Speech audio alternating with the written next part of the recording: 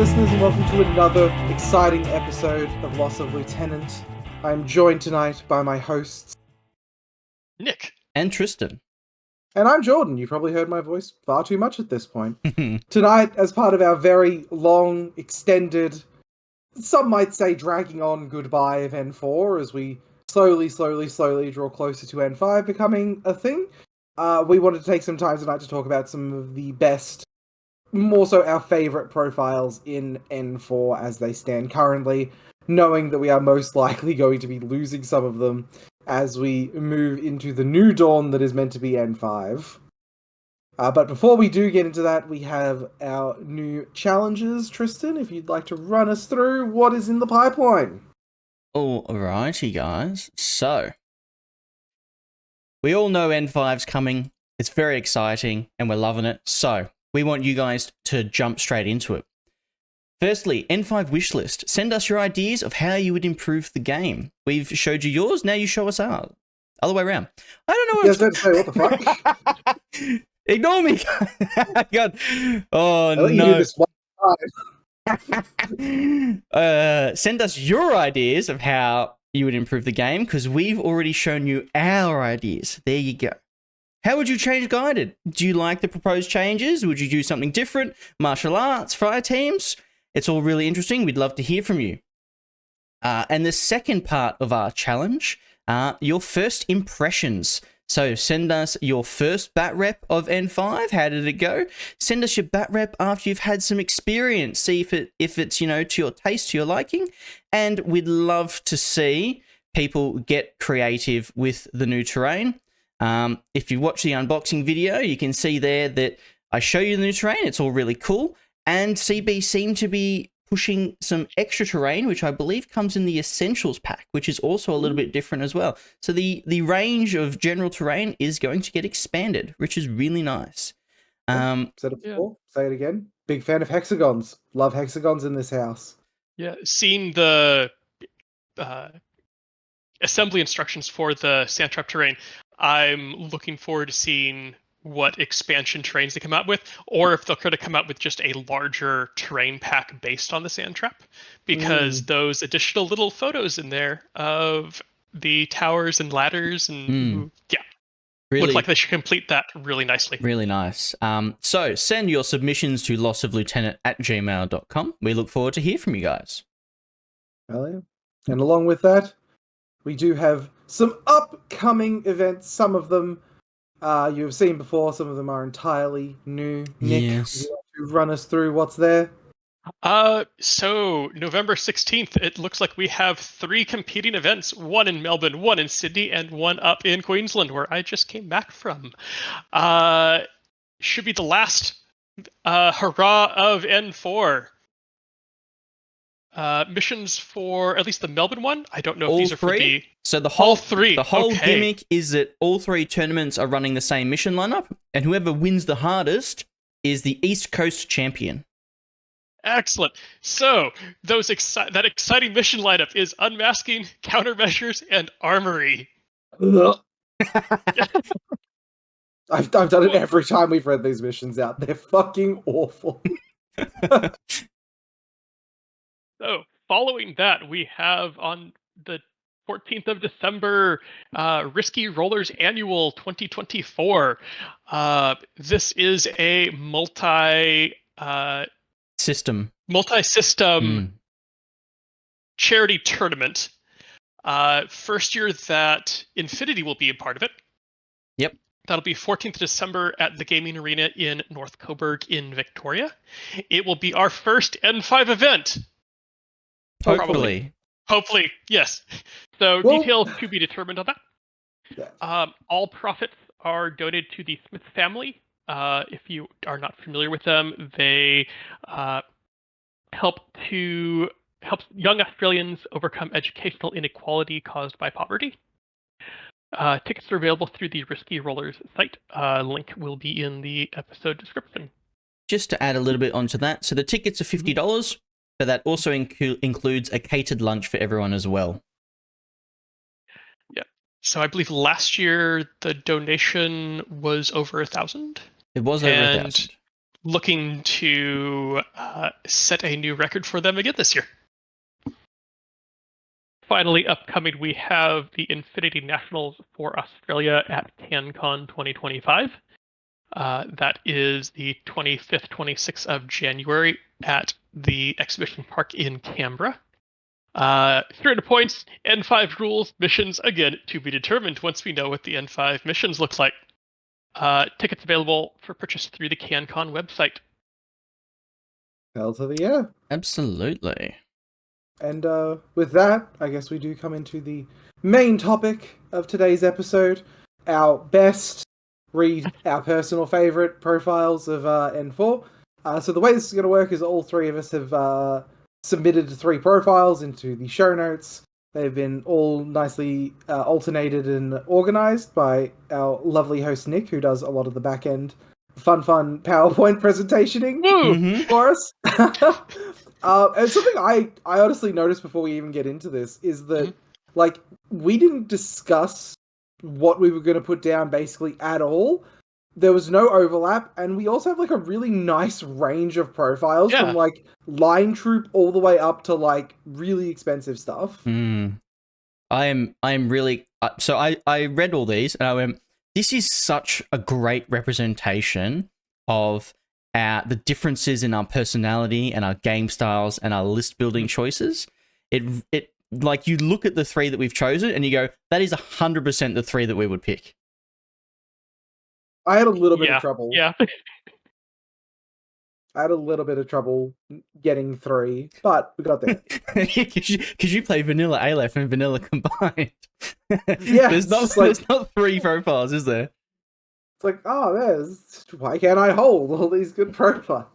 I will say, from my perspective, I didn't necessarily pick what I thought the 3 most powerful profiles in the game were. I picked 3 profiles that well overperformed what I thought they would do. Because all of these profiles I've taken to tournaments. So each one of them I've gone, oh my god, they seem more like a what's the word? Like a personal pick kind of thing, like a vanity pick.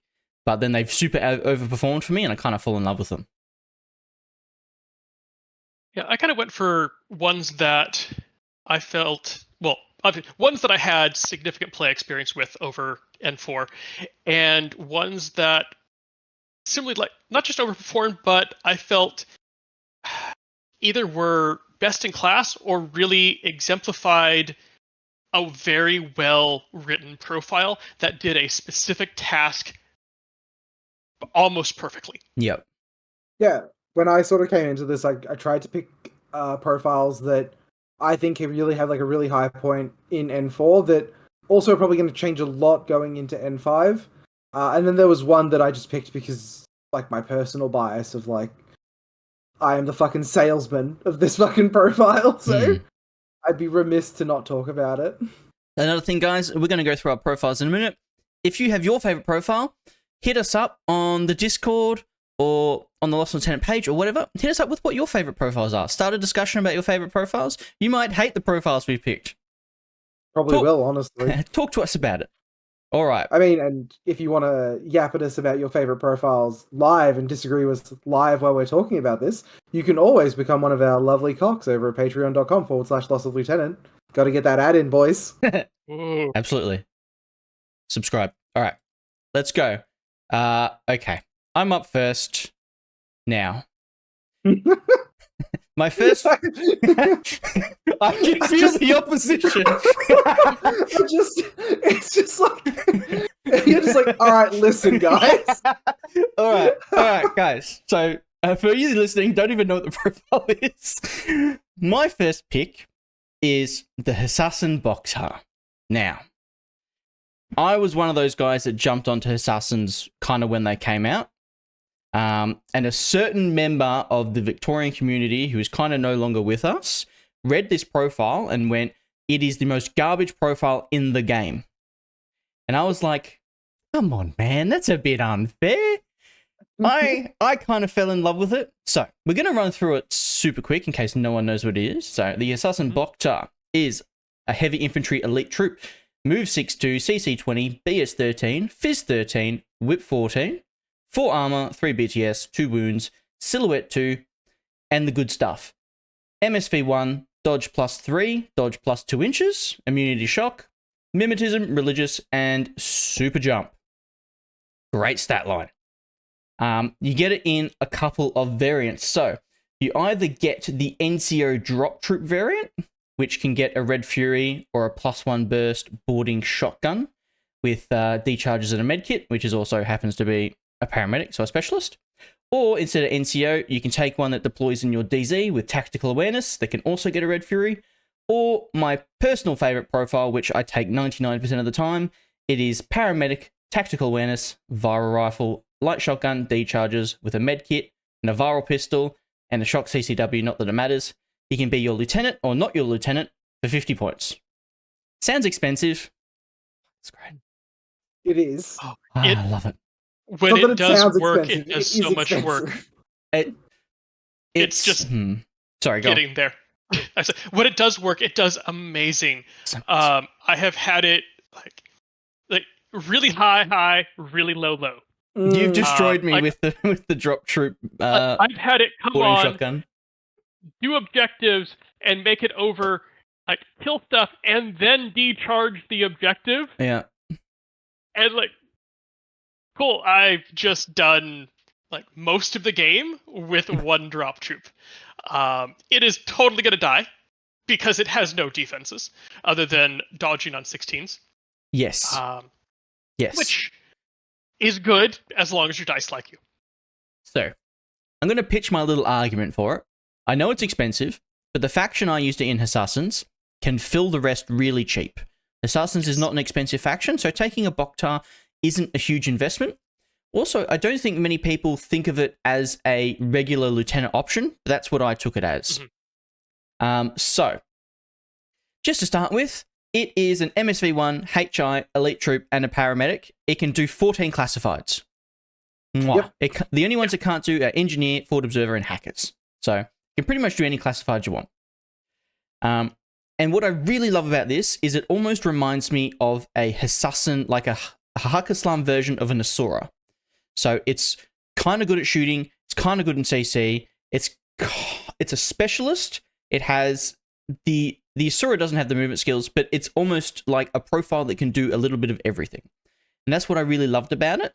For me personally, taking it to CanCon and tournaments like that, it was like my round 3 piece where if I only had 6 or 7 orders left and I needed to kill something, do a classified, and then press a button, I could drop all of those orders into one model and have a decent chance of success. I didn't need to calculate anything, so it made things really simple for me. I never really took it as a drop troop because I feel like HI parachutist is kind of It seems like a little bit of like a Nombo as well, where you have these parachutist profiles that also have tack aware. It has the parachutist has NCO, which I think is significantly worse. Yeah, that is so much worse because it costs points. So I'll say specifically in Assassins, just because it's easy to spend your lieutenant order in Assassins. However, I think the NCO is better than tack aware on the parachutist. Yes. Because you still get the extra order on the turn you bring it on. Oh, absolutely. Absolutely. Tack aware on the parachutist would kind of be useless. It'd have to live a whole turn after dropping to get the tack aware. Yes. Yeah, that's where I was getting confused because I was just reading a profile. Yeah, so the NCO makes sense. And the only real weakness I'll say is it's not getting through armor at all. Both its guns are damage 13, and in general, BTS is higher than armor. So shooting at let's say you're shooting at a Suryat in cover, which I've done with it before. They're saving on like losing proposition. They're saving on like a 4 or something stupid, like BTS 12 in cover. Yeah, okay. They're saving on 3s. No, sorry, BTS 9. BTS 9, 5s. Yeah, 5s is not a good number to be shooting at a Suryat with. So it's not good at going through armor, and it doesn't have stealth. So even though it can drop, close to the DZ, you still have to be very careful to avoid hacking areas and things like that. But apart from that, I use this to great effect to win a game against Rob Wright. And the following CanCon after said, "The only people I was scared of was you and Hector, and I'm glad you took each other out." So I love this profile. It's cool. It is my favorite profile in the game. It is such a, like, you can tell this is someone's favorite profile. It's got, like, all the right words on it. Mm. It wants dodge -3 so badly. Yes. Like, instead of, like, the bonus distance to dodge, give it, like, dodge -3 instead. Oof. Someone's gonna have a bad time. Yeah, I honestly, maybe it's because I love it so much, I probably wouldn't change it. Obviously, we've seen the changes to shotguns in N5. That will make it significantly worse. Losing access to direct template weapons when you are 2 wounds and you can just potentially trade is a massive hit. But it's still your only AP option as well, which is rough. It's a light shotgun. It doesn't have AP. No, it's a boarding shotgun. Oh, sorry. The one I never takes a boarding shotgun. Yeah, the one you never take is a boarding shotgun. The basic profiles are fire rifle, light shotgun. The parachutist has a boarding shotgun +1 burst in place of those two. Yes. That'll get incredibly worse in N5. Yeah. Dropping 3 templates on someone was amazing, especially through smoke. The final thing I'll say about this is I used to use it in a Harris with a Laseek, just to give the Laseek +1 burst if I wasn't going first, and then he would just scream forward. Yeah. So it's really nice just to fill Link as well. Well, 50-point Link filler. Like, you'd hope it does something. You were taking it anyways. Yeah. And it also happens to be able to give +1 burst to a bottle until it runs forward. Yeah. It also does count for 2 orders, and I took it as the LT, so he kind of counts for 3. Because if you're playing Assassins, 90% of the time you're taking an NCO smoke grenade launcher Ghulam. So, you know, you can have... And everything in Haq Islam is whip 14. So your lieutenant variant is really hidden, and at the last turn, you've got that extra lieutenant order just to spend on it to do stuff. He's really not a turn 1 piece, in my opinion. No. There's 2... He can't deal with AROs and stuff. But if you can deal with that in other ways, he's just really good at doing missions and getting rid of warbands and stuff like that off objectives. He just is solid. Yeah, just being able to, like, fucking murder all of the random, like, Mim 3 smoke throwing warbands is like big ups, honestly. Yeah. Especially, it's like when the Red Fury even comes into play as well, because it's shock ammo, so it just fucking kills them dead. Yeah, Nick has destroyed my backline with the Red Fury one before. And you can't smoke dodge against it. He's got Mim and BS-13. You're really not going to fight back very well. Yeah, it's good. Limited options. Yeah. All right. That's my first pick. Hey. Boom. Next up, okay. I never Who did get not tired see of this how coming? many. I never get tired of how many fucking Ghulam profiles there are. It's insane. So my first pick is the humble Ghulam infantry. I don't know what hasn't been said. They are amazing. They are probably the best line troop in the game. Light shotguns were incredible in N4. And rifle light shotgun combo is hands down better than a combi rifle. Yes, it is. It's objectively better. Yes. They have cheap specialists that are all whip 14 or 17 if you're a doctor. Like their link filler is like a whip 14 hacker who now has 6th sense. Or you mentioned the NCO grenade launcher, smoke grenade launcher. So now you've taken care of your lieutenant order every turn. Because if worst case, it's a free spec fire. Yeah, and your lieutenant hides in there as well. Yes. With the option of, if you have a few extra points, go for +1 command token on your lieutenant. Kind of gives it away, but And there's even profiles in here that I never get around to because I run out of space for them. But they've got like 13 points for rifle light shotgun, EM mines, and deployable repeater. Like that's just a slow skirmisher. To have that, like, I've got an extra 13 points. I'll just buy a Ghulam who packs EM mines and deployable repeaters to set up a repeater net and put out EM mines. Like, it's they're just the best base to build an army around. They are.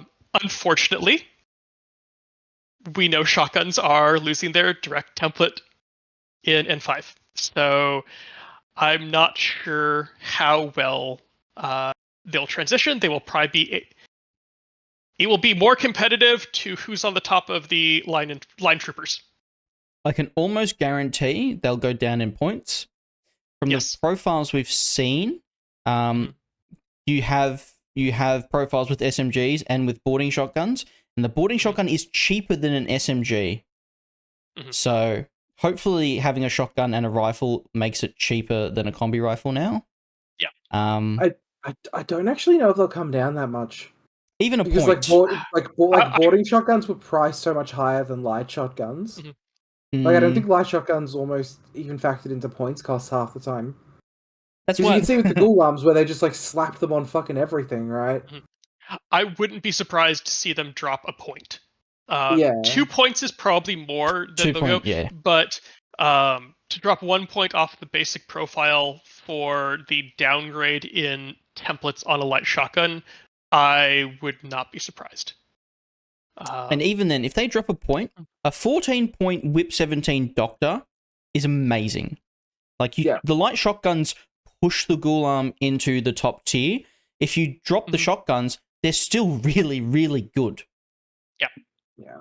They also benefit, well, the Doctor specifically, that link benefits from the fact that it wasn't one of the links that really relied on a paramedic as the guy to get people up. The fact that you're not relying on that, that burst 1.5 medkit now with N5, you just go, I'm just going to roll on Whip 17, baby, is just so much better than like pretty much every other line trooper link at this point. Yep. Yeah, it was really nice to have that cheap, well, actually, reasonably priced core that doesn't require dedicated corner guards, because every model has a direct template weapon and is a corner guard. Even down, it won't go away. Well, slightly because of links to fire, changes to fire teams, but even just the light shotgun in direct hit mode, your BS 11 +6 for range and +3 for link. +1 for link next in N5. Correct. Yes. Yeah. It won't be as good. In N4, if a warband tried to come near you without mimetism, you're hitting on 20s. Yep. There's not much you can do about that, and you're rolling 2 dice per model. It's a humble Ghulam. It's just a really nice baseline. Yeah. Like, very rarely you'd see like the big guns taken, right? Because like in Rama, you were always taking like a Zaydin instead. Yes. And what was like the assassin's core? Was it some number of Ghulam you either personally, I used to take an Asawira Spitfire and 4 Ghulam and just run it up the table. The other option was having a Muyib HRL. Form the basis of the link, because that was just super cheap.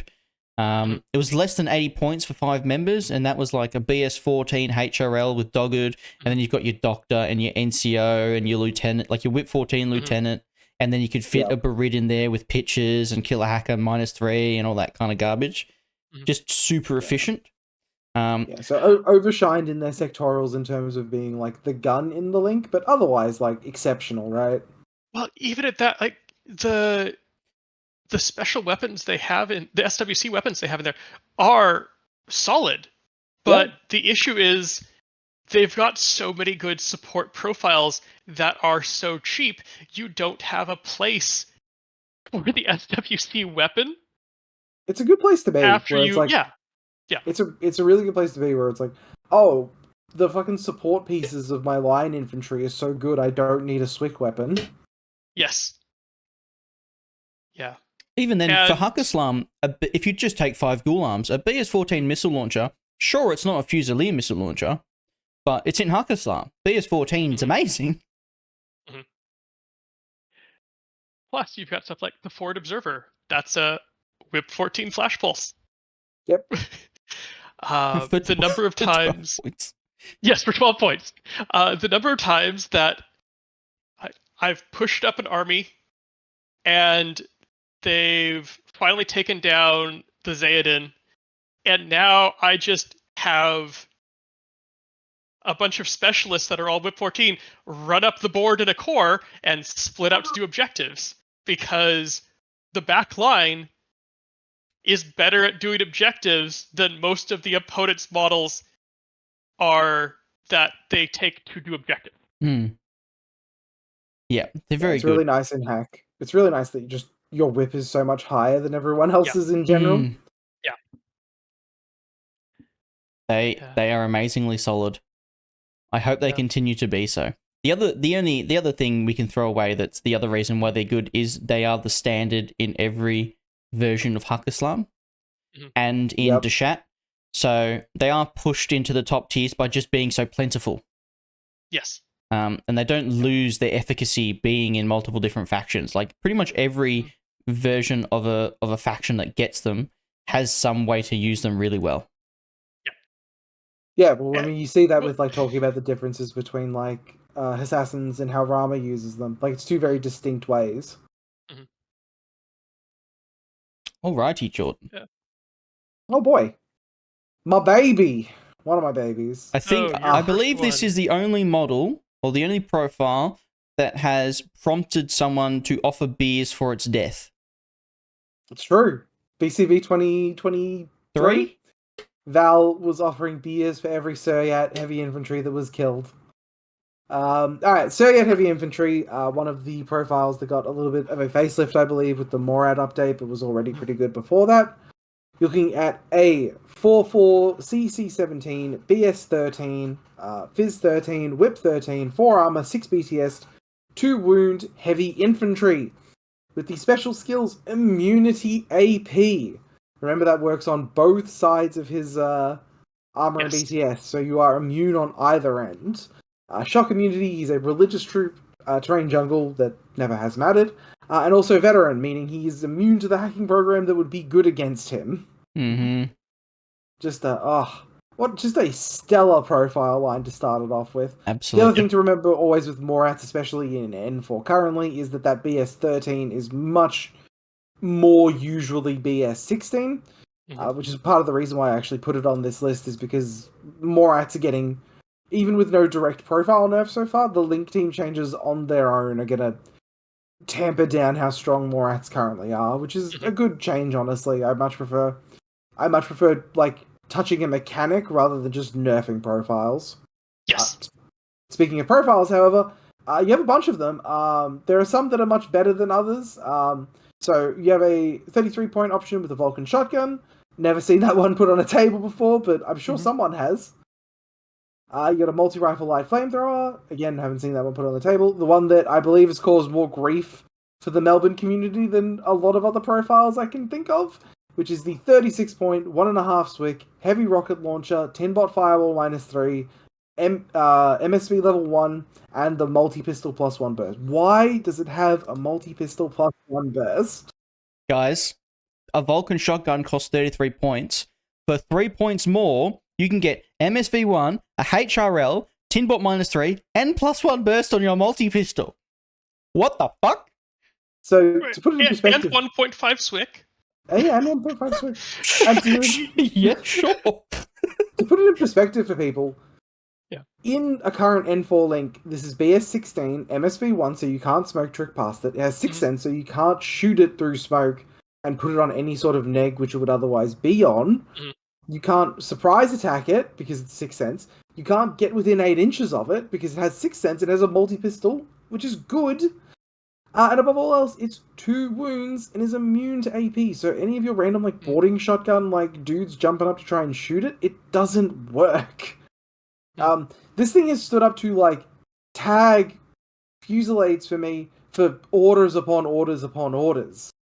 The heavy rocket launcher one specifically, it has killed tags in ARO just by existing. And then going on from there, you have 3 more profiles. Tactical awareness this time with heavy machine gun for 1.5 SWIC and 43 points. It's fine, but you much more often try to spend 1 additional point for the exact same profile, but with a 10-bot fireball neg 3. And then the final profile, which I personally never saw took really often. I took it once when I was running an NCO Raicho at an event, because Rescue was in the mission lineup. Ooh. And it turns out, like an NCO Raicho, where you just sort of give it like 9 orders in Group 2, is good enough for doing Rescue. And it is, a Lieutenant plus 1 order, 10-bot fireball minus 3, heavy machine gun for 45 points. Just immaculate. Just an immaculate profile. Like, I'm going to be sad to see it adjusted and nerfed in N5 from where it currently stands, but at the same time, I'm not sad at all because Sixth Sense is a bullshit ability and has made it obnoxious to fight against. Again, Morats are paying for the fire team changes more than some other factions, just because you have the loss of 2 points of ballistic skill, which otherwise made up for the fact that as a whole the faction tended to be a little bit lower on ballistic skill than a lot of your other sectorals. Like a BS13 HI outside of hack would probably be considered a little bit below the bell curve, I think. Yes. I wouldn't be surprised if Morats get a bump in ballistic skill on some models.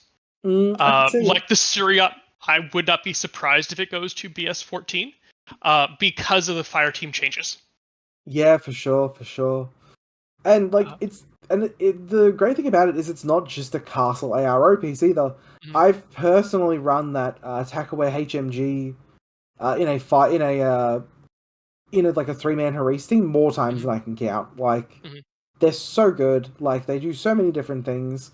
Like even the HRL, I've run that in a Haris team before because you just run it up the table. It fights well from 16 to 32 inches, and then inside of 8 inches you have a multi-pistol plus 1 burst. Oh yes, the multi-pistol plus 1 burst. Because if you're in a Haris, that's now burst 4. Yeah, it's burst 4. And or burst 3 DA. Yeah, or burst 3 DA. Take your pick, guys. The other thing to note is you mentioned how difficult it is to hack as well. Obviously, it's immune to Oblivion, and if you're trying to Carbonite it, it's always going to be BTS 9, and Carbonite's only damage 13. You only need 5s to pass, and you're still resetting, so it's just a waste of orders trying to hack the thing. Yeah, Toha fucking cry into it as well because they can't fucking do anything to it because the Tinbot applies to their farts. Yeah, and being immune to AP means endgame just isn't efficient at trying to kill it. Well, on top of that, remember the Tinbot also applies to the Link. Yep. And Moritz being the Link faction, your Dartox now got a firewall up. Your other heavy infantry that happened to be in that, which we may get to soon, are also firewalled now. If you get Morats who want to go against, or sorry, you get Toho who want to go against Karnak. Kornak, thank you. Still not quite recovered from the break. No. He's now up to BTS 12. Yes. Why is Kornak beat? I'm going to get on this fucking soapbox again.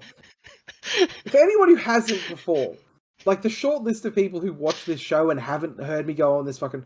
Go look at Kornak's profile. Show me a profile that has just more random fucking words on it than Kornak. Like, he's the highest BS in the entire faction. He's BTS 9 for some reason. He's a natural born warrior with Berserk and a DACCW. He's got a Mark 12 for some reason and a Light Flame. Just the most random, eclectic collection of fucking keywords on a profile. Fuck, Nick set me off. and he gets this Suryat pure with an extra 2 regular orders. Yep, it's like, look, I don't want to put words in CV's mouth here, but this definitely feels like one of the profiles that was like one of the biggest sort of influences of like the pure Link team changes, just because like this Riot Girls, your Steel Phalanx Link, your Torchlight Brigade like Prime Link as well, like less so with the Steel Phalanx, but more with all those other 3 where they just have that MSV1 in that core Link is just the best piece of equipment in the game. Like, it's so cheap. It adds so little to the cost of a profile. Like, you can see it on the Suryat. Like, the Vulcan shotgun to HRL, it's a 3-point difference. Like, and the HRL is super discounted because it's a Swick weapon. Like, the Tinbot costs something. Like, the MSV costs what? Maybe 2 points as an upgrade? Tinbot is 1 point, and Yep. we can see that further down. Heavy rocket launcher, in my mind, it's basically 0 points because it's fully paid for in Swick. Yep. Which means there's 2 points left over for MSV1 like and +1 burst. Yeah. The +1 burst on the multi-pistol must just be like a free thing, right? I think that is because they like to give like the heavy weapon, the Swick, like long-range Swick weapons, something a little better up close. So that's where like you get your assault pistols or things like that on other models, and it's already got a multi-pistol. So I guess the only place to go from there is +1 burst on it. Yeah, because like the one thing they lack is a template weapon, right? Like the way you deal with these things is you just walk up and punch it. But unless you have Eclipse or White Noise specifically, and you're willing to spend those orders to like work your way slowly up the table, taking a favorable engagement with this thing is essentially be outside of 32 inches with a sniper rifle, and even then it's on 10 still for some reason. Like, yeah, it's like shooting at it with a Mim-6 sniper from out of good range, and you're like, that's what. It's like, congratulations, you put me on 7s. Yeah. The only way I could deal with it with JSA is to coordinate shoot it with all of my Swick weapons, and one of them inevitably dies, and then this thing inevitably makes its armor saves because it's immune to AP, and then I have to do it again, and it finally dies, but I've lost half my Swick. Yep. I think the record I have for like a Suryat, like improbably surviving is, I think versus Dante's Montesa Tikbalang at like the first event I took Morats to. It survived, I think, 8 orders of being shot at, and the results of that exchange were a Tikbalang took 2 wounds. That's rough. Yeah, it's not fun. It's just so efficient for the points. It's insane. Yeah. So I'm gonna be sad to see them like worse off than where they were, pending changes, of course. Yeah. But very much a very clean change by CB to recognize that factions like Morats that leaned so heavily on like the pure fire team bonuses could be very efficiently curbed by just like, why don't we just make those a little bit worse? Just 2 BS gone. Good luck. It also opens up the space to have more freedom to design the profiles so that they can be played outside of fire teams. Yeah. Because one issue I've noticed end of N4 getting to Morats is a lot of the profiles, I only want to take them in a fire team because they need that fire team to hit their minimum proficiency. Yeah, you're like your free running stuff in Morats very, very often tends to be like your Datarazzi, some remotes, maybe a Rindak if you're feeling especially spicy. Like you're very much like, oh no, I have 3 fire teams because you have 2 Harassers. Well, it's so easy to make league teams in Morats, and you get 3 of them. So and you're using them every game. Basically. Absolutely. Like, unless you're taking a tag or a piece like a Raziat, there's no reason to not run those full 3 link teams every single game. Yep. Alrighty. My second pick. Now, in Australia, I barely ever see anyone play this. Not sure about other metas. Other people might be sitting there going, oh my god, this is the most broken shit ever. In Australia, it's not. And my second pick, equip Mirage 5. Margot and Dorok. Absolutely incredible. This profile nearly won me CanCon, and I'm so sad it didn't. All right. Let's run through it a little bit. Now, Margot and Dorok, for those who don't know, is a 2-package deal. You get 2 profiles for 1, and it is incredible. All right, so Margot is a HI, not hackable, with BS 14, Phys 12, Whip 13, and 3 armor. She has BS attack shock, parachutist deployment zone, only 1 wound, but has an AP rifle, grenade launcher, and light shotgun. Durok is a lovely, lovely bear. He is irregular and impetuous. He moves 6'4". He has CC 23, Phys 16, Whip 13, and also has 3 armor with 2 natural wounds. He has courage, dodge plus 1 inch, total immune like every bear, martial arts 2. He also has parachutist deployment zone, super jump, 2 chain rifles, grenades, and smoke grenades, but only has an AP CCW. This lovely package is going to cost you a grand total of 2 SWIC and 66 points. Oh my god. So this represents to me like peak feast or famine profile. Mm-hmm. I don't know if you guys have ever played against Margot Durok. Everyone I played against it with didn't expect it or didn't really think about it. And kind of just gone, holy shit, there's a bear in my back, DZ. And then he super jumps on a roof and drops 2 templates on an entire link. And you're like, no matter what you pick in that situation, you're in the shit. Yeah, you're having a bad time. You are having an absolute bad time. And it makes you feel incredible when you use it well. You can just pick apart opponents' DZs with ease if they like leave a little bit of an opening, and you just masterfully throw in a bear, throw some smoke. You have a BS-14 rifle in their DZ. You have a BS-14 Spec-Fire grenade launcher that's already in like decent range bands as well. It almost feels like you're cheating sometimes. Yeah, I guess the only like thing I can sort of see is like that S6 and S2. Like finding that gap is going to be a lot more demanding, just because there's so much more height that you're working with. Yeah, except that's part of the beauty of it. They're 2 independent models. You can bring them in on separate places on separate turns, although that kind of foreshadows the next one. Yeah. So what I've done a couple times is, since they are 2 separate guys, if you see something turn 1, you can move Durok from one group into another, and then you have the whole 15 orders to spend on these 2 guys to exploit it. So it's not like you're limited to one group's worth of orders. You can just... which is great. It's incredible. The other thing I want to mention is these guys aren't going to be affected at all by any link team changes or anything like that. If they stay relatively the same, I think they will be disgusting. Yeah, I agree. Yep. I don't know. Do you guys have any experience against Margot and Durok? No, actually, I've never played into them. Interesting. No, a lot of the Cosmo I played against tend to focus a lot more on like just bears in general than like the normal ones, and like your Unknown Ranger Haris, like the bit of Chernobog as well, like because that's the cost there, right? Is that they are very expensive. They are very expensive. Points is like a lot. Yeah, and like that 2 SWIC hurts as well. Yeah. Like that is a massive. That is over a third of your not a third. Sorry, like a solid chunk of your list that you are dedicating to these models. Yeah. So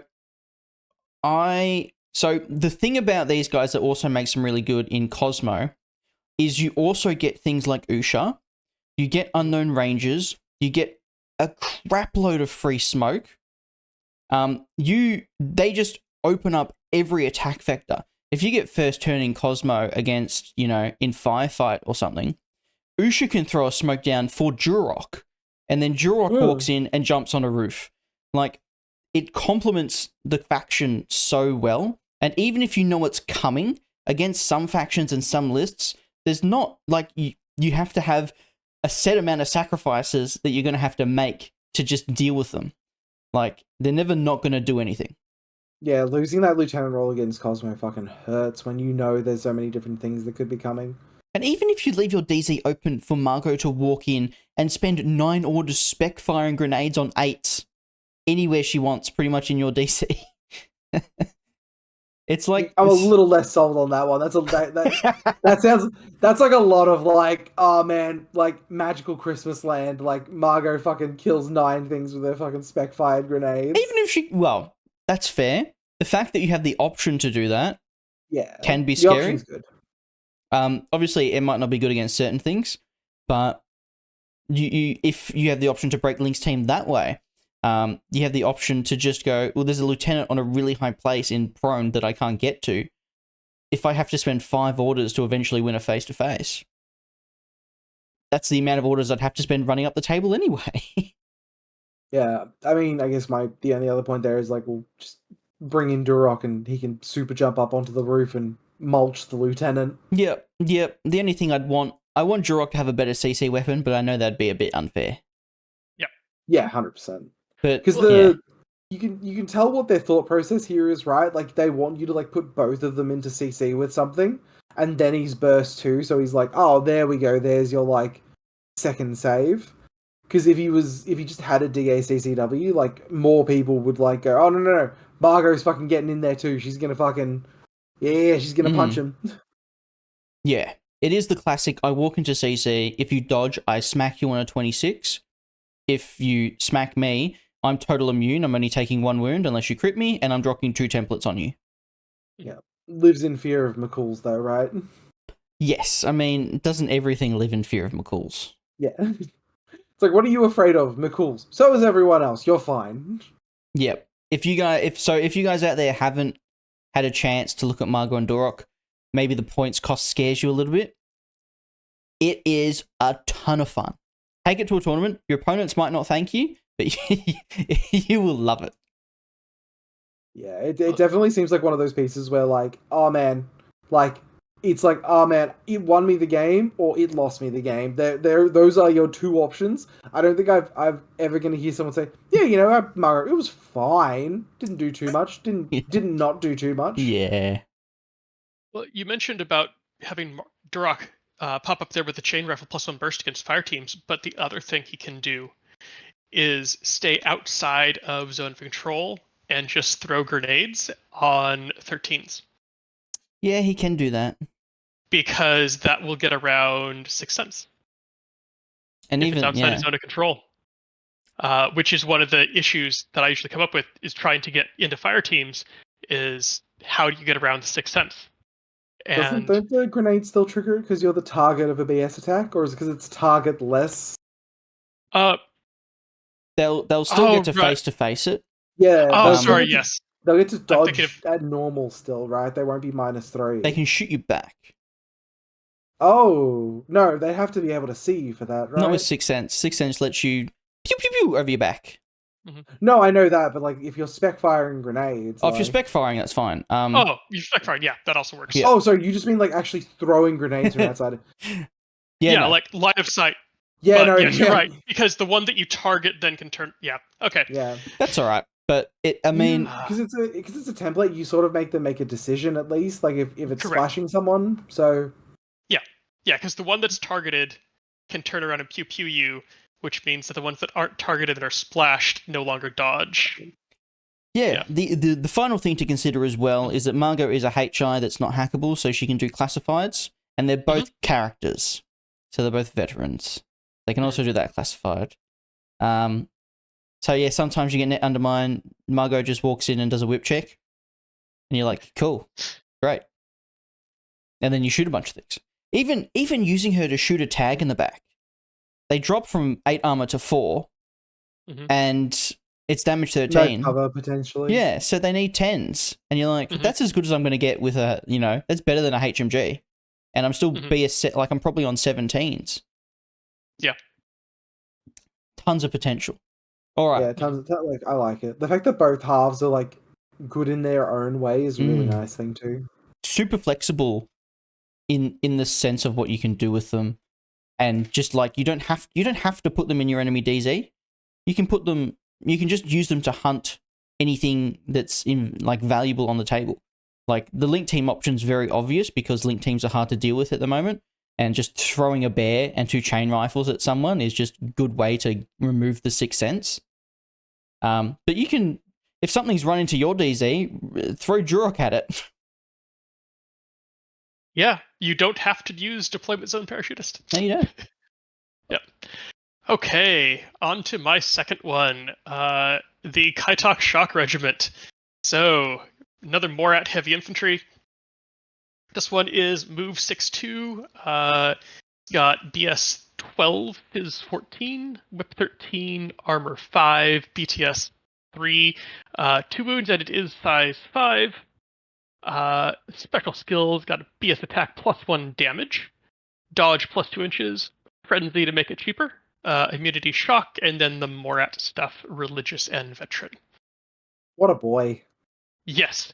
So, what makes this so notable is that very first profile to start with. Then there's more. First profile for only 22 points and 0 swick. You get all of that with a chain rifle +2 burst, Flammenspeer, heavy pistol +1 burst. Yep. So, assuming you have it in at least a Haris, that's a burst for chain rifle. That's damage 14. Or a burst for heavy pistol with +1 damage. Damage 15, heavy pistol. Yes. It's an 8-inch fucking HMG. Yep. It's with shock. You get shock on it Yes, too. yeah. And if someone wants to engage from a slightly longer distance, you've got a Flammenspeer. You'll run through the ammo quick in a Haris, but you do have a response that's not just I dodge on 14s. So that's not a bad option either. Yeah. So that's the baseline for this profile, and it gets better or worse depending on your perspective. The more usual suspect there is for the Swick is the heavy rocket launcher. So for only 24 points and 1.5 Swick, you get a heavy rocket launcher and a heavy pistol +1 burst. So that's a +1 damage heavy rocket launcher. That will burn things to the ground. If you want to get a bit more spicy, you have to go up to 36 points, 1.5 Swick, and you get MSV1 Feuerbach heavy pistol +1 burst. I've been destroyed by that thing before. So that's a damage 15 Feuerbach, where you get to choose between explosive or DAAP. Yep. That have fun. Has become my main ARO piece in Morats.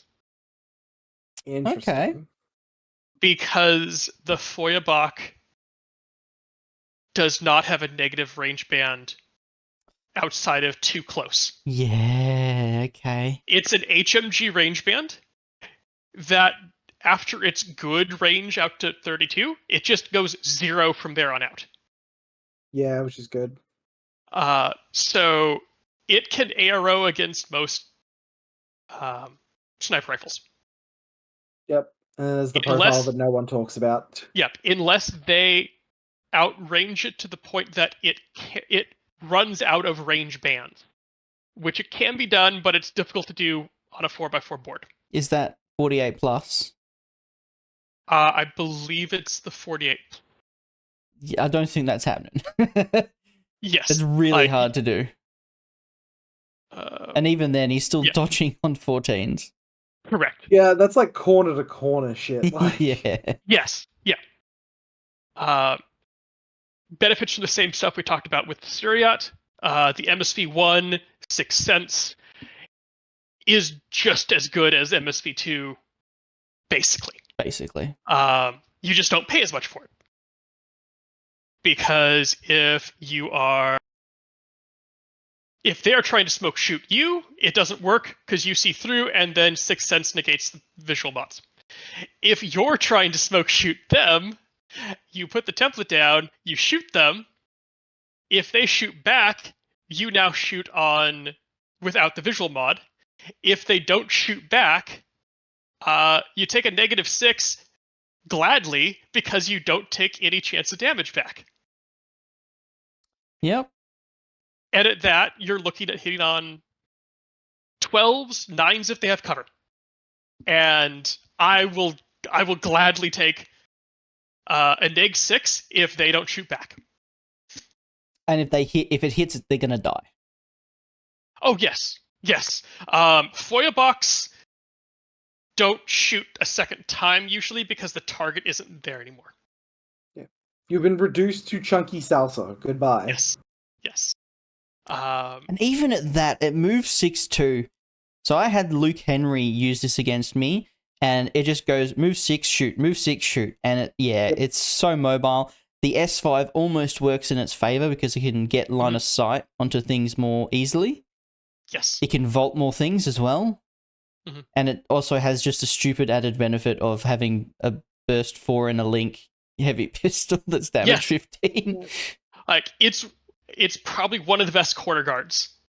Especially that first profile. Quarter guard. Because of like you're either like even on ARO, you're looking at either 2 damage 14 large template or large teardrops, or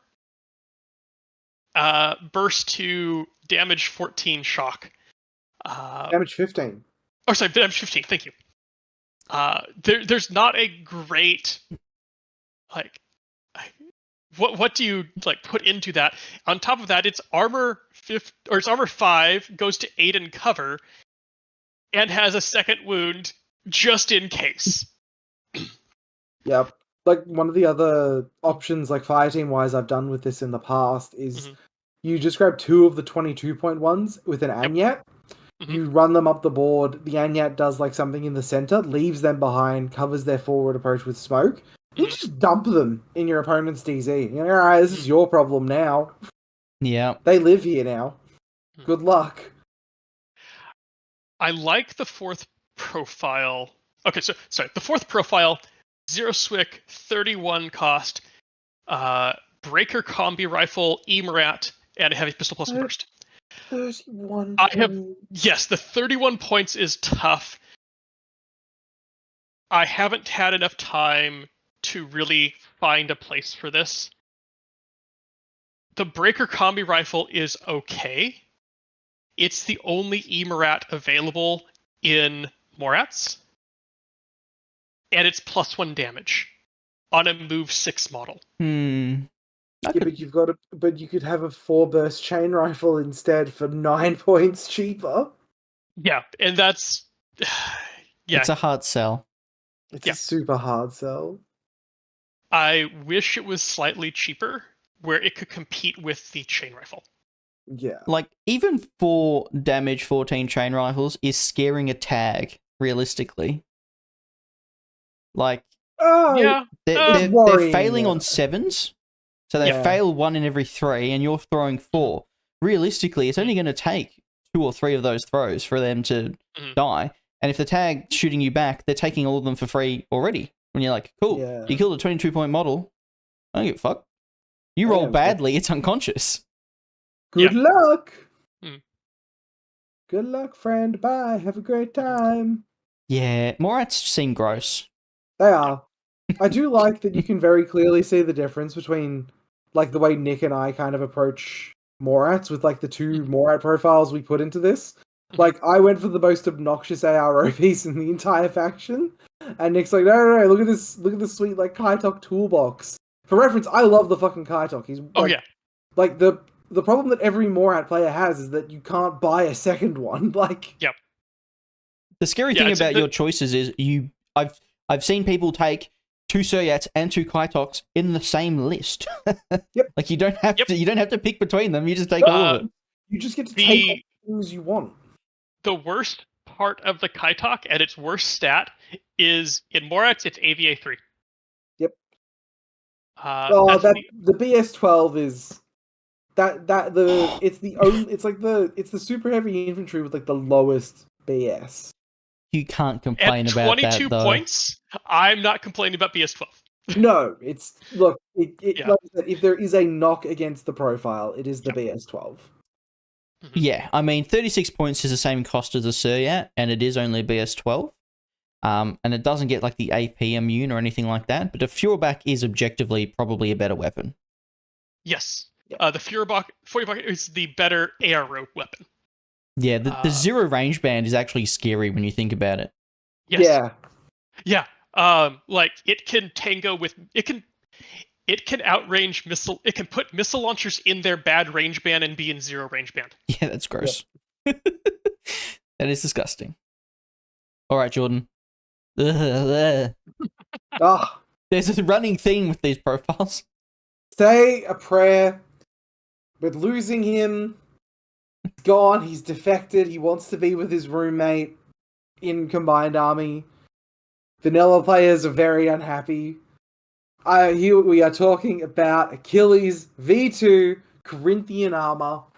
Let's read out this immaculate stat line. We're looking at move 6-4, CC 24, BS 15, Fizz 15, Whip 15, Arm 6, BTS 6, 3 wounds, Silhouette 2. That is right.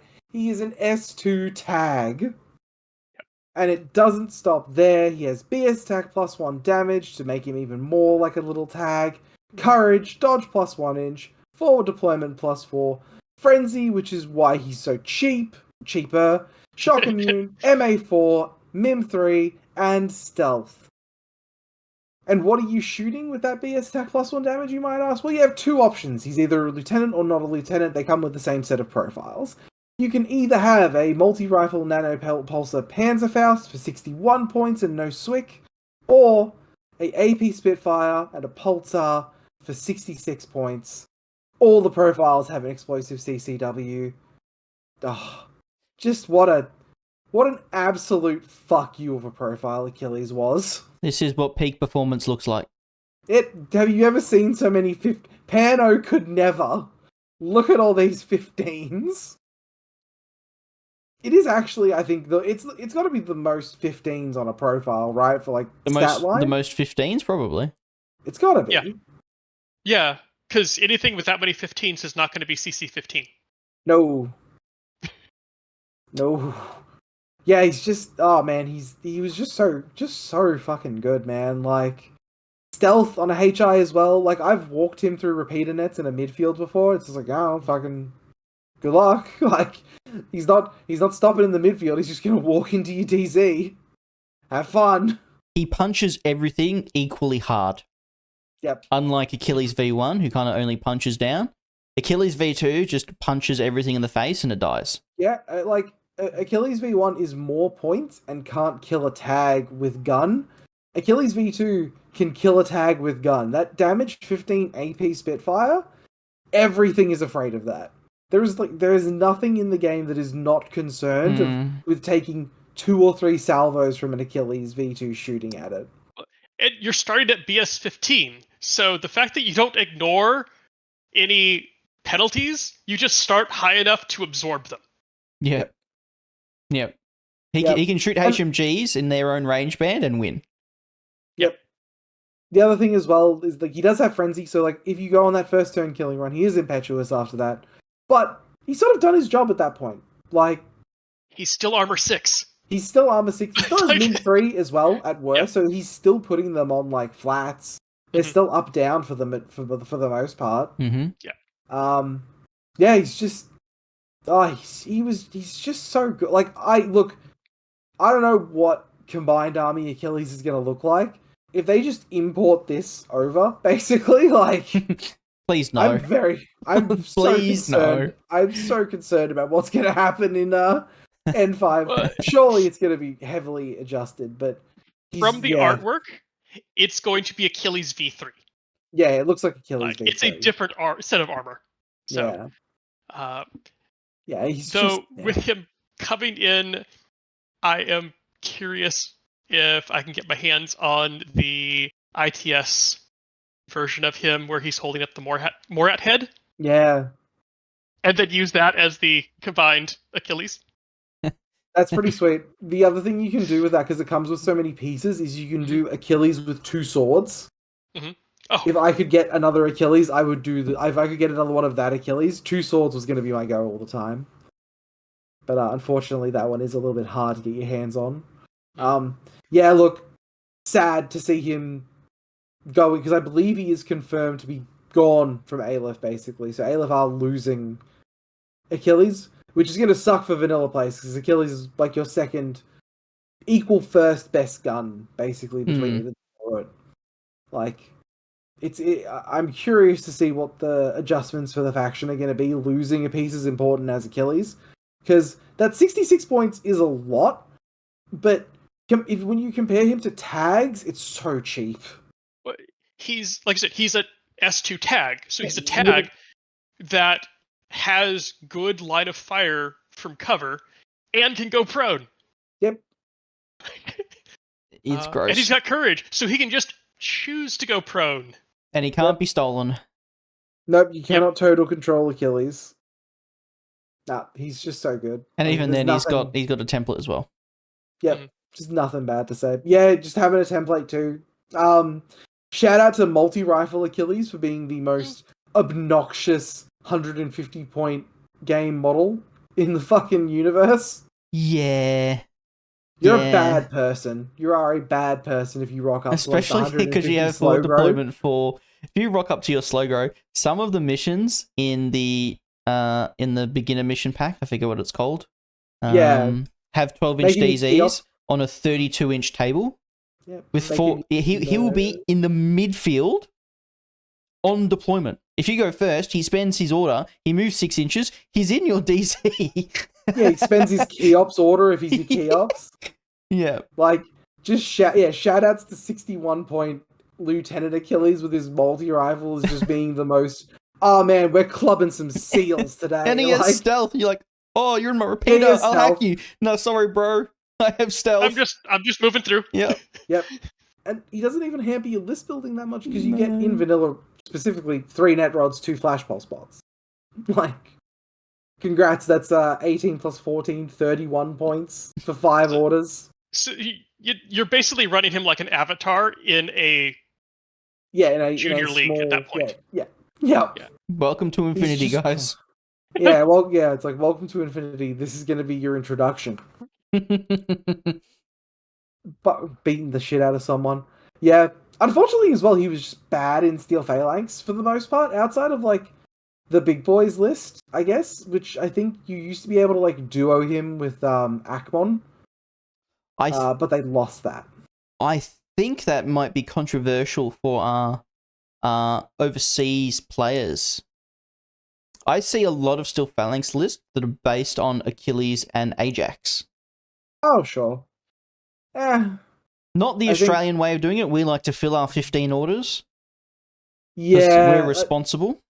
It's interesting. Like, in my opinion, he definitely is much more a vanilla piece than a Steel Phalanx piece. Steel Phalanx don't generally need another good Greek hero. No, they don't. When they've already got such a glut of them. But there were certainly times, I think, where I've seen Achilles on the table for them. The net rod change specifically, I think, hurt Steel Phalanx more than it did vanilla, just because that 4 points you lose basically adds up a lot quicker when you're trying to take as many heroes as they were. Yeah. But yeah, say la vie, Achilles, we're gonna miss you. Carry on, my wayward son. You're gonna be fucking shooting tags in dreams from now on. I'm gonna miss him. Maybe he'll be even better. I buddy. Hope not. Mim 6 instead of Mim 3? I'm going to hit you with the famous prediction. Instead of having mimetism, he's going to have nanoscreen, no cover, or whatever it is now. Ooh, well, because we don't actually know how nanoscreen works. Not really, no. We know the reason the Hatamoto has no cover is because it has a nanoscreen. Yeah. So presumably now it's some weird like extra cover, and we know that stacks with cover, and we know that nanoscreen does give armor. So it might not give the neg 3, but it definitely gives the armor. It probably will give the neg 3, to be honest. Yeah. I don't know if Nanoscreen getting a buff sounds like pretty obnoxious. It's already one of those pieces of equipment where like you don't realize how good it is until like Sheskin's standing with her fucking like dick in the wind in the middle of the table. It's like, all right, let's go. Yep. Hopefully we don't get vanilla CA. Oh, I take Achilles in Group 1 and Sheshkin in Group 2. Yeah. We could definitely do that. I'm just hoping they're not exactly the same. If this got thrown into vanilla combined, they're very similar pieces. You would take Achilles, I think. Yeah, you take Achilles. Yeah. Oh, I don't know. It depends on points. Protheon. They are what? Can V3 have Protheon? Yeah. No. It'd be fine. No. Yeah, it'd be fine. 5 wound Achilles? What do you mean? What do you mean? Heavy flamethrower stocks go up. Up dramatically. What do you mean? 5 wounds? It's fine. No. Yeah, you could. If he just gets imported over, like you run, like Sheskin, Achilles, like a Caliban cock if you feel like it. Like one of them is your lieutenant. You just don't take an aspect basically because he costs the same as like the Coronted lieutenant. Yeah, he would take the place of the aspect. Yeah. Oh, I really like the idea of him having Protheon now. Ooh. No. Oh. You're a Pano player. I'm a Pano player. Judging on how badly they gut vanilla Pano. If it's really bad, we're gonna play KCF, and if KCF is really bad, I'm already gonna buy the Team Achilles box regardless. I'm not looking. I'm not looking forward to Jordan kicking everyone's ass in vanilla CA for another year. We don't know if there's a Team Achilles box yet, but there has to be because it's literally printing free money. Yeah, I was going to say if they don't make it, it makes sense for it to be a box because it is just self-contained. Yep. It's like here are your 5 models. Yep. All right, guys. Moving on to my final last pick. In my last legs of my journey in N4, I decided to pick up JSA. You have not shut up about this piece. This has been like... The Domaru Butai is the best profile in JSA. Not even a question in my mind that it is the best profile in JSA. It has so many profiles too. I didn't know there was this many options for it. I will say 75% of them are useless. there's only 2 that I would take. Okay. It's very N3-esque in how it's pointed out. All right, we'll go through it.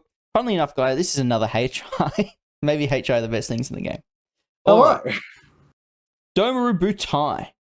So hackable, obviously, 6-2 move, 24cc, BS12, Biz 14, Whip 13, 3 armor, 3 BTS, 2 wounds S2, Berserk +3, BS attack +1 damage, CC attack shock, courage, dodge +2 inches, frenzy, shock immune, MSV3, martial arts level 3, and stealth. Now, the first profile is a chain rifle EM grenades with AP CCW. Never take it, delete it. The second profile is exactly the same, but for a point more, you upgrade your AP to an EM CCW. That is worth more than a point to me. I'm not sure why it's only a single point. From there, every single profile gets an EM CCW. You can spend 7 more points to upgrade your chain rifle to a boarding shotgun. Or you can spend an extra point, so 29 points, and you can get a Forward Observer combi rifle with EM grenades and a flash pulse. There is 2 profiles with Spitfires, so you get a 33-point Spitfire, or you get a 37-point Spitfire with Lieutenant +1 order. But a BS12 Spitfire for 33 points, even in JSA, isn't that amazing. I haven't taken it anyway. But I think the big thing in this is this motherfucker can berserk you on 30s with an EMCCW that's damage 16. And he's got stealth. And he moves 6'2", and he dodges on 14s for an extra 2 inches. So 70% of the time he's dodging, like he's moving 6'4". I think I've talked about this to Jordan as well. Berserk is such an underrated skill because it's just guaranteed hits. Yeah, Berserk is... You don't realize how good Berserk is until you've, like, Berserked. It's like, oh, they just don't... This just happens. Like, you're having a bad time regardless. And he's berserking you on a 30, which means he's critting you 50% of the time. And So you're yeah, do you take 3 or 4 saves? yes, and More like, do you take like 9 saves because you've berserked 3 of them? all that's fun too. But for 21 points, and he's pretty much not link filler, but he is like that little scalpel tool you can throw in a Harris or a core. He's very easy to form links around. You can put one in every Kaisotsu link. He just sits in front of the link and goes, you don't want to round the corner because I dodge 4 inches, or I drop a chain rifle, or like I did against Ivory, you crit throw an EM grenade in an Azura and it gets bricked. It's just scary. It's also EM with shock. Yeah, fucking like poster child for like why EM was maybe a little bit overtuned in N4 as a CC weapon. It's super good. It's a smidge. It has the same thing as Achilles, stealth. It just walks through repeaters. Yep. You just walk up there and you berserk whatever you want. It's great. It reads to me like a better Teuton that doesn't get a ranged weapon. So it's like it's for like a hyper specific purpose, but the berserk really pushes it over the edge. Like Teuton's dodge better because they've got like the dodge +3. Yeah. But the berserk, I don't think Teutons have stealth either. No, I think they're angry because they're impetuous. These guys, yeah, they're impetuous. impetuous. Yeah. So yeah, they don't have stealth either, which I think is a big knock as well, because stealth is such an important keyword for this type of like run forward piece. Yep. I remember when I was first looking at JSA, I looked at them and went, these guys are kind of hard to play, like kind of shit. You don't really have traditional ways of solving problems. Like, you have a tag gun, and that's your gun. Apart from that, if you need to remove hard pieces like a Suryat or whatever else, it's like Shinobu, or it's like coordinate shoot with Ryukin and hit in like Tankos and stuff, or, you know, throw smoke, but you don't have a lot of smoke. You have no eclipse, you have no white noise, you have no drop troops. So it's like hidden deployment or try and outshoot a Suryat. And Jordan was telling you before about how hard that is. Yep. So for reference, yeah, I have fought an Oyuroi for like 7 orders. Yep. So Domaru I've taken 3 Domaru in pretty much every list. One of them being Neko, who's just a Domaru with tactical awareness.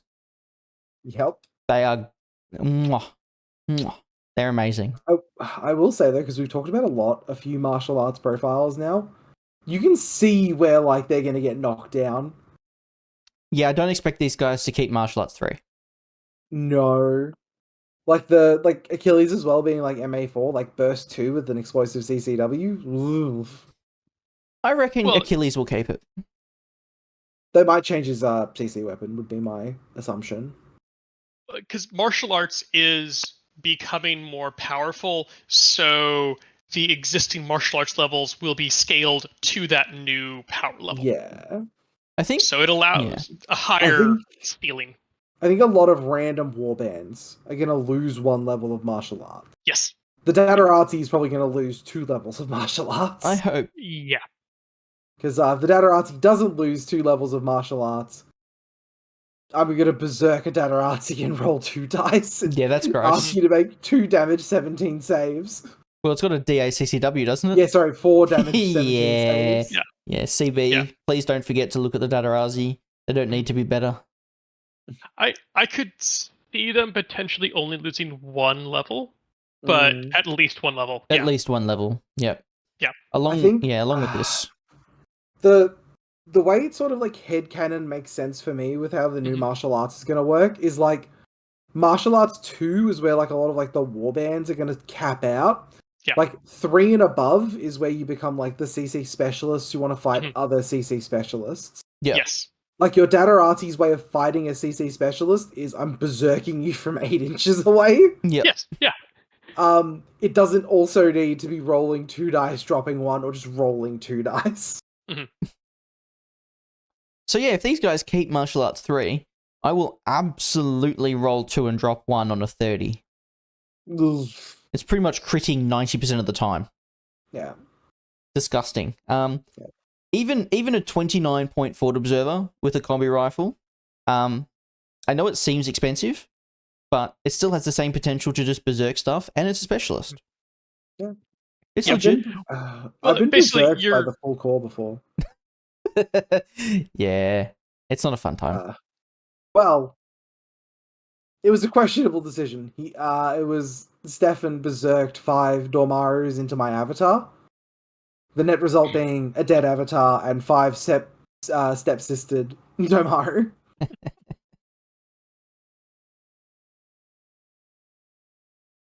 Yeah, with that forward observer, it's like it's 8 points more, but you're basically paying that to put a specialist up there rather than getting the combi rifle. Yeah, the combi rifle, I think, over a chain rifle is like 6 points. Yeah. It is expensive. But having a combi rifle could be worth it. It gives you out to 16 range. Yeah. I mean, it kind of sucks taking it. JSA isn't a particularly cheap faction. If you focus on the HI, though, it's very cheap. Like, Tankos and Domaru are very cheap for what they are, and they're plentiful. Like, you can see, you can take 5 of them and Neko. All right, guys. Okay. One that maybe not everyone expected, but this is definitely one that I have evangelized and converted a surprising number of people to. So, the Monstrucker, specifically the one with drop bears. So, not a terribly surprising stat line. Move 4/4, BS 11, Phys 12, Whip 13, 1 armor, 1 wound, size 2. Has a deactivator, a gizmo kit, climbing plus an engineer, and then the only profile that I care about is a submachine gun, chain rifle, and drop bears for 12 points. The reason I have this in here is because I think it's an excellent example of the pinnacle of what irregular support should be. So it's cheap enough over most other engineers it would be competing with that it can still take a helper bot and be equivalent in points. 12 points goes to, for only 15, you're taking it with the helper bot. It's got the maneuverability with climbing plus to get to places it needs to be to help repair stuff. If you have your PR bot in a weird parapet, she'll just walk up there and take care of it. Most importantly, what I think she's at that optimum support irregular is because she does something with her irregular order every turn.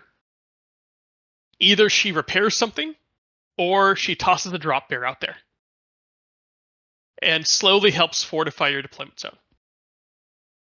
She also, with submachine gun chain rifle, she's got a direct template weapon, and she's got a suppressive fire weapon. So on top of the drop bears, she can put herself in a weird place and use her regular order to suppress a fire. For 12 points, she always has something to do with that irregular order, and does an excellent job of supporting the deployment zone, both in repairing and in fortifying your deployment zone. It's definitely solid. I do remember a game against you at Ark where I had to run across and destroy, I think it was Mind Wipe, I had to destroy a button, and your Monstrucker just revived a TR bot twice and threw 3 drop bears around the button. I was like, oh yeah. Look at him nice. go. Yep. Yeah. Sorry, go ahead, Nick. No, go for it. I just want to spruik this as well. In Pano specifically, it's just a better machinist. Yeah, straight up. He's irregular, but he's cheaper, and he's also 1 more point of whip and just better skills all round. Yeah. Like, this is one of those mercenaries that's really gonna hurt when we lose it with the N5 changes. Yeah. I think a lot of factions, O12 as well, is probably gonna feel this. Like, losing the Monstruckers. Wait, did O12 lose the Monstrucker? I want to say they kept it. Oh, well then, fuck O12. Cucks. Yeah. How dare they? How dare they? Yeah, no, it's just a better machinist than Pano, which is wild to say. But that whip 13 really matters. Like climbing plus is just a randomly good keyword. Like the fucking having his template weapon as well.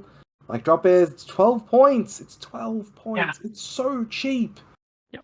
Even people who are averse to irregular orders, like people who play Pano or O12, you really shouldn't be if you're only just taking a Monstrucker, because you're, as Nick says, you're saving 3 points. And the engineer is better. You cannot underestimate like climbing plus as a skill for specialists. Climbing plus is so good, so good. It also means that come turn 3, she can get 2 objectives like most models can't. Her attack vectors to push buttons no longer has to deal with ladders. No longer has to deal with vaulting surfaces. She can just run up the wall. Yep. Just run up that fucking wall. Yeah. Disgustingly efficient, really. Yes. I will say though, I was a Pano player and I was playing like 4 irregulars in like every list. Like, don't be afraid of irregulars. They're so good. Especially, this is basically not an irregular, because as Nick says, it's not going to be like a war core where sometimes it's like it's in the right spot. I don't want to spend a command token, so I just waste the order. He always she always has something to do. A Monstrucker. Yeah, 100% of the time. No, cannot say enough nice things about the old Monstrucker. Yes. Yep. In the few games that I've had with it. Well, Jordan, I know what your last pick is, and it's traumatized me. I might have to go into therapy. My baby, my child, my sweet, sweet boy. Norkius? Being a Norkius salesman at BCV is going to fucking haunt me for the rest of my life. Having to like say nice things about Norkius. Everyone who asked me about that list, they were like, "Oh man, this is really good." I'm like, it's a fun list. It's not a good list. All right, so my last profile is the Umbra Samaritan. So for a actually reasonable set of points cost, you get a pretty fantastic little stat line. 6'2" movement, CC 24, that all-important 24, getting him 1 over a lot of other random CCs. BS 12, Fizz 12, but you do get dodge plus 3, so closer to Fizz 15. Whip 14, very important, getting that 14 over 13. 2 armor, 3 BTS, 1 wound, structure 2. What skills does that buy you? That buys you courage, buys you dodge plus 2 inches, which means 75% of the time you have tag movement. You get to move 6'4". It's great. Dodge plus 3 inches, as I mentioned before. Immunity shock, martial arts level 4, no wound incapacitation, Protheon, stealth, and super jump. Now, for those of you playing along at home, that means this is a 4 wound trooper at maximum. If we count the NWI as an additional wound, because it can go back up from that NWI state by doing the big suck a few more times. So what profiles are you looking at taking when you have this unit? Well, it has 4 profiles. I only look at one of them, I'm going to be perfectly honest. I assume people have played the Spitfire before, but the one I always look at is the Umbra Samaritan Hacker, Hacking Device, Upgrade Trinity, with a Plasma Carbine, a Flash Pulse randomly. It just has a Flash Pulse for some reason. A Whip 14 Flash Pulse. Yeah, Whip 14 Flash Pulse, good day, sir. A Vorpal CCW, which also has a thrown property, so you can throw a monofilament CC weapon if you so feel like it. A DA CCW if you just want to punch something.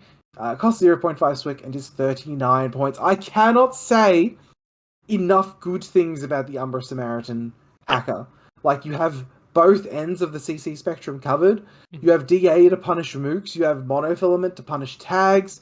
You're a hacker, so you can do every classified. You're a 6'2" movement, a lot of the time 6'4", but being able to go move 6, hack, move 6, hack, move 6, hack. Like, I've erred on not using the Caronta to spotlight before because I can get the Umbra Samaritan forward instead. It's given me CA Bokhtar vibes. It's so good. But then the other... Oh, go ahead, Nick. I'm sorry. Plus, that's randomly the only profile that has a Plasma Carbine. Yep. Look, the Plasma Carbine, it's not great. It's burst 2. You don't have a suppressive fire option, but I've definitely shot things with a plasma carbine before to good effect. I think the best result it's had was I killed a bronze with it when I was trying to kill Shona Carano. Because the TI doesn't cancel it out, does it? No, you still take 2 saves. Yeah. Gross. Yeah. Oops, splash damage. Because it's normal damage. It's a normal ammo type for some reason. Plasma's weird. Wait, plasma is a weird way of saying DA without saying DA? Yeah. The other thing this does as well is, because a lot of people, again, the whole joke in Australia for the most part is, haha, look at that nerd Norkius. But because Norkius is one of those apex CA profiles, like the top of the line, like top of the chart, top of the points cost, when people see Norkius, they try and kill Norkius. Like, when they see the Umbra Samaritan, they're like, oh, it's not Norkius, I can be way less scared of this, because it doesn't have all the random extra fucking bullshit on it that Norkius does. What it does, however, is it really gets to like fly under the radar until your opponent is like, I'm sorry, it's how many wounds? It has Trinity? It has what CC weapons? And you're like, oh yeah, it's 3 wounds. It's 3 wounds now. It's in your DZ, and it's your problem. Have fun. This profile, when I started playing Combined, I picked up on it pretty quickly after having it pointed out to me, and then I don't think I've built a Combined Army list that doesn't feature one of these. Like, they're just so good. If you get a chance, play them. If you've played stuff like Aleph before with like their like Greek heroes and whatnot, this is a Greek hero that if it takes a wound going into someone's DZ, gains that wound back most of the time. Most of the time gains 2. Yeah. Cannot stress how good Prothean is as a keyword for models like this, where it's just like, oh, I can lose the first CC engagement and then still be fine if I get the second one. Like, having a full extra failure state is just so good.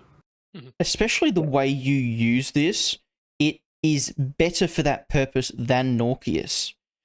So, having a hacking device instead of a killer hacking device means you can spotlight things. It means you can try and disable tags before you stab them on the way in.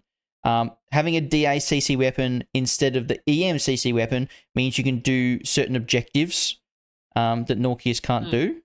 Yep. And he's at minimum 6 points cheaper than Norkius, and at max, what is it? 8 points cheaper? Yeah. I think Norkius is 45 as a lieutenant. Yeah, 45 if you take the lieutenant, and then 47 otherwise for the hacking profile. 6 points is a whole Imatron in Combined Army, so it's a lot. It's a lot. There's a lot of wriggle room. Not having a marker state is rough, but again, you very much ride on the fact that people underestimate this profile because it's not named Norkius. Yep. Again, super jump is also great. Stealth is great. Like, there's nothing bad to say. There is nothing bad to say. I think it was a very under the radar profile here in Australia, probably until you started taking it. Even before Norkius, I think people didn't really use Samaritans that much. I think people were more focused on aspects like the anathematic hacker, which is kind of not taken as much anymore since your dominant victories. No, I don't think so. Like, I think different types of Combined Army lists are super popular depending on like where you go in the world. Like, Australia, I think, is the only place that really rated the Raicho super highly. I know a lot of like the Americans really, IGL Americans, they still really like their anathematics. They haven't been converted to the gospel of the Coronted Lieutenant Hacker yet. We'll get them eventually. And they still really like Norkius as well. I think that when this catches on, it's going to start getting a little worse because people are going to start trying to kill it a lot more often. And then when that happens, you might see people sort of go back to stuff like Norkius, where he does have that marker state. But until then, like, it's free. It's just free. No one has a good time versus this. Yep. I don't. Well, the other thing is, I don't see it changing that much in N5 either. It probably loses a level of martial arts. Yep. And that's the main thing. Yeah. So being one of those profiles that's probably not too popular, it probably isn't going to get touched. It might get a martial arts change. If it doesn't, well, I think anything with monofilament probably shouldn't have burst 2 in CC naturally. No. Unless you're Norkius for some reason. It's doable at martial arts 3, but I agree.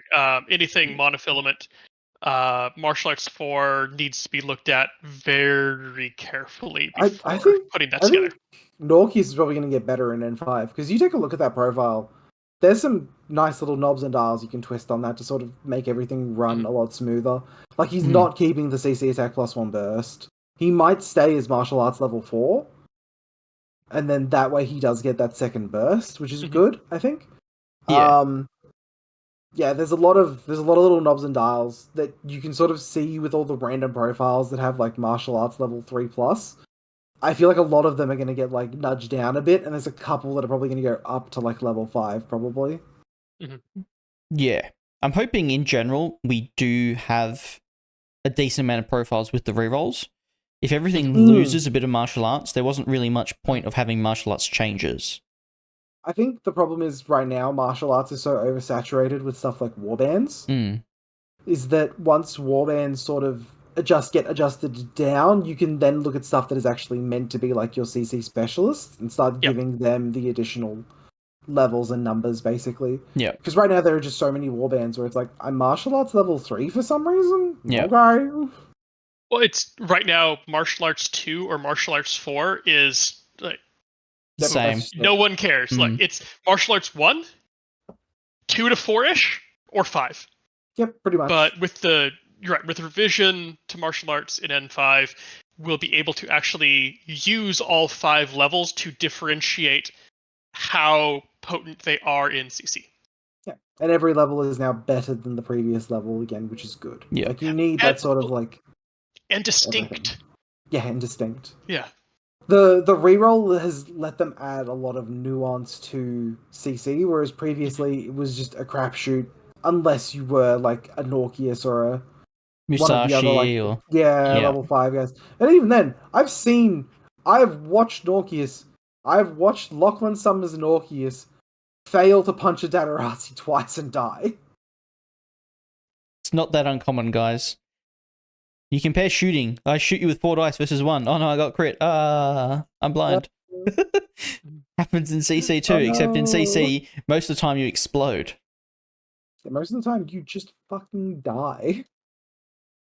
Yep. Alright, get this shit off my fucking slideshow. I can't. It's disgusting. I feel like I'm unfairly categorized as someone who's hurt Tristan far more than I actually have. I'm playing it up for the camera. All right, guys. Tristan. Jordan has an honorable mention, which is 5 profiles in 1. I do. You gotta fucking maximize. Like, what am I supposed to do? Like, if I'm gonna do an honorable mention, I gotta get the most out of that honorable mention possible. Yeah, posthumans. What a, just for my money, the coolest set of profiles in the game. Like, there is nothing in the game to me that is as cool as the proxies. Like, the way they thematically feel, the way they play, how good they are on the tabletop, just absolutely knocked it out of the park in every single aspect with them. Expecting changes with them as well coming into N5, because coming into N4 they did receive several nerfs of varying varieties. Hopefully some of the changes are improvements for some of the ones that are taken far less often. The Proxy Mark III is one where I would look at to sort of tweak some bits and pieces here to kind of make her a little bit stand out a little bit more than she currently does, where she's just not taken. The HMG Mark IV could definitely be like altered and moved around, because right now I don't think I've ever seen that profile taken ever. The Mark IV? The Mark IV HMG. The Mark IV, yeah, no, never see it taken. Literally never. And the Proxy Mark V with the Mark 12. Because again, you just don't see those taken. The Mark 1 Hacker is also not taken, but that's not taken because the engineer and the doctor are just so fucking good. I do see people take the Mark 1 if they decide to take like a Pavati. Yeah, That's the very small edge case because it is a 14-point whip 15 NWI hacker. It's nuts. But yes. With Mim 3 for some reason. With mimetism, but yeah, a 13-point engineer that's whip 15 and his BS 13 with NWI and mimetism and all that garbage is just incredible. Yeah, for my money, like, just some of the best profiles in the game currently. Like, and they're so cool. Like, there's so much, like the thematics with them are just so good. Like, it's like, oh yeah, it's one dude, which is why you get one order, but he has 3 bodies, or up to 3 bodies. And, like, if you want to kill the dude, you have to kill all of his bodies. At one point, he could go into net rods, but we don't let him do that anymore, because that wasn't fair.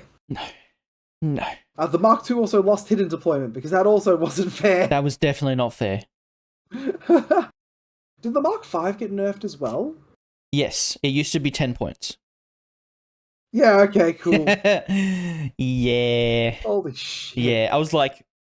So, back in N3, I used to talk to Jacob and be like, bro, why does this thing cost the same as a Fusilier? This is bullshit.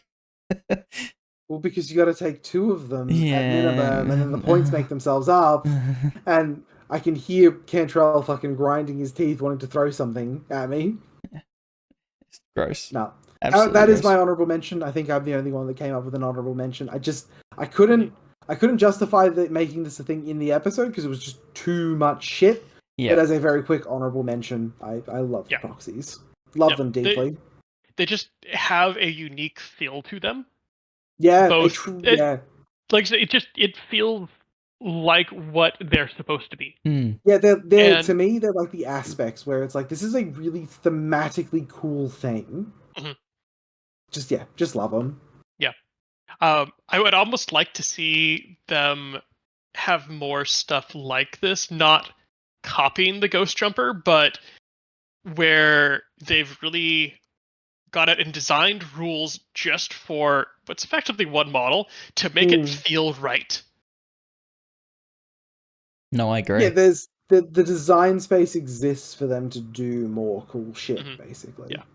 This is part of the reason why people look at Aleph and go, Aleph is cool and fun to play. Yep, just 100%. Yeah. I reckon if you make the Mark III, you revise it, make it a bit better, and maybe revise some of the profiles of the other ones, you can really start to expand the idea of people taking certain proxies for certain things and just having almost like here where you have like the personality of what the good proxies are. Just having you'll see how it comes out in certain people. Yeah, and the Mark III isn't hard to make better either. No, it's not. It's actually not bad. It's just not as good as the other ones. No. Well, Mark III, you have the issue of how do you justify paying 2 more points for that over or Mark IV? Yeah, the 5 armor 6 BTS is huge. Yeah. For the HRL, and even the HMG compared to the Mark III, I don't know. There's not. How do you justify paying 2 points less than the HMG Mark IV? Yeah, it just falls in that really, really awkward spot where it's like because the Mark IV isn't taken nearly as often as it probably should be. Yeah. Like to begin with, and that's just because the Mark 1, 2, and 5 are so good. Like, yeah, well, there's definitely some knobs and dials you could turn very easily. Also, compared to what else you have that's doing the same job, and as far as Spitfire, HMG, HRL, you've got options for those. Yep. Cheap Whip 15 specialist, both in the Proxy Mark 1 and the Proxy Mark 5. The MIM -6 Proxy Mark 2 with the multi-sniper. Those all fill roles that aren't easily filled by other stuff in faction. But the Mark II is just such an asshole. Like, just such a piece of shit. Yeah. No. Just slight things for the Mark III, like maybe stealth or add mimetism, or it wouldn't take a lot to do it. Mim 3 would actually get it over the line, probably. Pretty easily. But then it's still not like you take it every single time. It's like no, it's like you one of take my it as, attack the pieces. gunfighter Yeah, proxy. one of my gun pieces is going to be the Mark III, and I'm going to put the points that I would have put into a gunfighter into something else. Yeah. I'd say Mark III, MIM -3 and Specialist Operative. Ooh, definitely. Oh, well, that's just too good, Nick. That's just an auto include. Because it wants to be up there. It does. And that gives it something else to do when it's up there, but it's not a specific specialist, so it's good for mission, but not for classified. Yeah, you sort of start making it kind of like fight with like the Mark V forward observer is sort of like which one you want. And I like that. I like that a lot. I think that granularity is just a good thing in general for Infinity. Yeah. Granularity without bloat. Yep, and I think that's what the proxies do very well. Yeah, 100%. What a fun episode! This was great. I love the difference. I love the difference. I know. I didn't really think about it, but then we all ran through. Oh my god! Look at all these amazing HI. So, but those we definitely like our HI. HI are some of the standout models. Yeah, because they're the ones who do a lot of work, but also are there long enough to be memorable. Yeah, they don't just die. Yes, yeah. I was really happy to see that not only did like none of our choices overlap, but they also like had a nice spread. They covered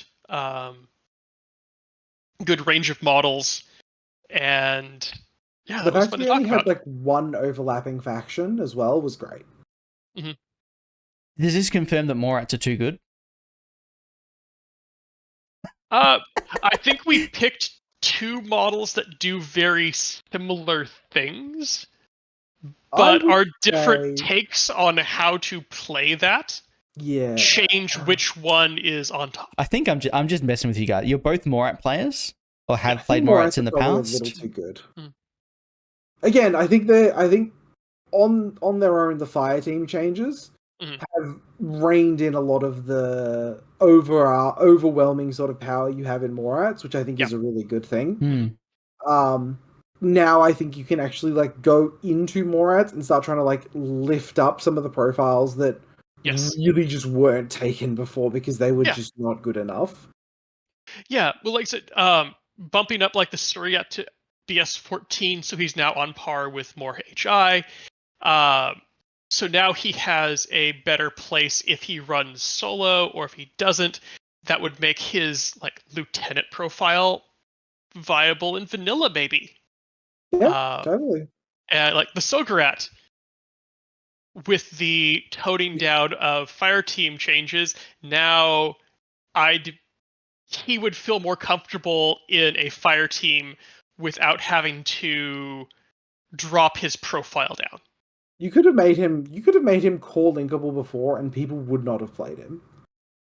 I will fucking there is a fucking like I will die on this fucking hill. That like you could have core linked to Sogarat, and people still would have been like, yeah.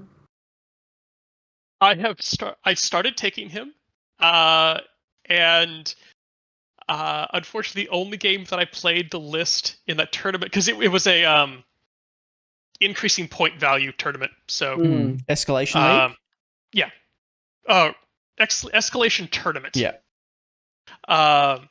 And the only game I had him in, I ran the board with some other stuff, and he was just points and zones because there wasn't anything left for him to kill. Oh god. Your poor opponent. I don't remember if I've told the story on the episode. I had an Osnat with a Vulcan shotgun who managed to get up next to an anathematic and discover shoot. And he chose not to react, which is correct. Fair, yeah. And it burnt it to the ground. Yep, cool. So yeah, after the Osnat in that one, the Sogarat was like, okay, I got nothing to do. I will just be here cheering you on. Yep, I got nothing to do. Yeah. I think if you do make it linkable, like just putting it in like a Haris would be fine. Like, Oh yeah, it's again, it's just not takeable right now. If anything, I would make the Soggerat BS14 and not the Suryat. Yeah, exactly. Oh, definitely. I think the Suryat is perfectly fine at 36 points. But yeah, the Soggerat needs a little bit of help. He needs a bit of help. Anyway, besides the point, guys. Again, I was about to say, tell us about your favorite profiles, because obviously, right here we haven't mentioned any medium infantry. We haven't mentioned any skirmishers. So hit us up with your favorite profiles. We'd love to talk about them as well. Yep, don't forget to join the Discord, the LOL Discord server. It is linked in pretty much everywhere where you're going to see this episode. And again, if you feel like being here while we record these episodes, getting the opportunity to ask us questions live while we're recording this, giving us your hot takes and opinions, you can become one of our loyal cocks over at patreon.com/lieutenant. But until I feel like that brings us to the end of this episode. Until the next time we all come together, and until then, I've been Jordan. I've been Nick. And I've been Tristan. Good night, Good guys. night, everyone. Good night.